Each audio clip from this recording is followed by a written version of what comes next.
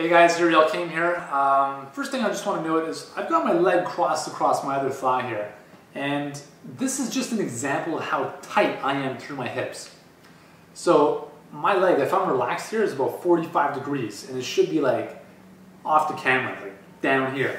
So it's just an example of kind of how inflexible I am. And the reason I want to mention this is because flexibility is a very, very important component of overall health. So do what you can, especially if you're spending a lot of time sitting like I am. Get up, move around, stretch out your glutes, your hamstrings, your hip flexors. Keep yourself loose. It'll make a huge difference. Okay? That's just, I just wanted to start with that. All right. Now let's get on to the information for today's episode. We're going to be talking about wheat and its effect on mood. Somebody asked me, I saw one of your videos and it mentions wheat and an effect on mood. I was wondering about the effects because I know I now eat wheat for a healthier me, and maybe I shouldn't. Okay, well, first off, there's theories that say that the human body hasn't evolved to digest grains, right? And wheat being a grain, we have a tough time digesting. That's one of the reasons, could be one of the reasons that wheat is one of the most allergenic foods in our food supply, right? It's also present in pretty much all packaged and processed foods. You'll see some type of wheat-based something in the ingredient list. Whenever a food stuff is present in abundance and we're always eating it, we can develop food sensitivities to it. And if you're looking to lose weight, if you're looking to have more energy, if you want better health, those food sensitivities will sabotage you like nothing else. And you may not even know about it. Okay, I grew up, I should have literally grown up as a wheat farmer because that's pretty much all I ate as I was growing up. Breads, pastas, cereals, you name it.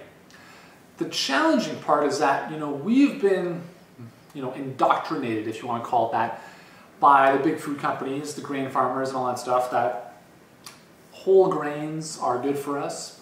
They have, good source of fiber, and fiber is good for our heart health and all that good stuff. Yeah, it's, you can get your fiber from other places, like fruit and vegetables. But again, don't believe everything you see on TV, especially if it's coming in commercial format. Someone's got money behind it and they're pushing a certain message. Now you might say, well, Yuri, you kind of push a certain message as well with your products. And yes, I do. That's kind of how I make a living. But I also believe deeply that, we're doing good for people, right? And, I'm not too sure if the food conglomerates are, necessarily feeling the same way when the foods that they're promoting don't do good for people. So wheat is something you want to avoid, right?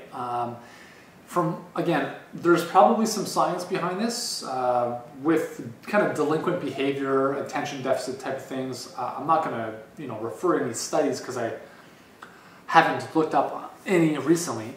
But from my own kind of personal experience and experience from working with clients, I can tell you that when you remove wheat from your diet, you're going to feel a lot better on a number of levels. Digestively, you're going to reduce the bloating and the gas, the fatigue. Your bowel movements are going to be a lot healthier. You're not going to get the brain fog, the mood swings, and all that stuff that comes with it. Because remember, when you're thinking of wheat, you're not just eating wheat, you're also bringing quite a bit of sugar in most cases with that wheat consumption, right? If you have bread, what are you going to put in the bread? Nutella, let's say. And all these commercials for Nutella are saying that it's a great source of energy for your kids. Right. Anyways, so, if you want to stick with the grains, go with the pseudo grains, the grains that do not have gluten. And that's one of the reasons that wheat is so problematic, is that it's very high in gluten. Gluten is a protein in most grains, and as the name suggests, it's pretty much like glue, right? So what it does is it kind of coats your intestines, it reduces the absorption of a lot of nutrients, and basically it's not very good. So if you have any kind of digestive issues, for people with Crohn's, celiac disease, any kind of, IBS type symptoms, wheat will kill you. So remove it. Move towards a pseudo grain if you need to. Things like quinoa, amaranth, millet, buckwheat. Oats are not bad.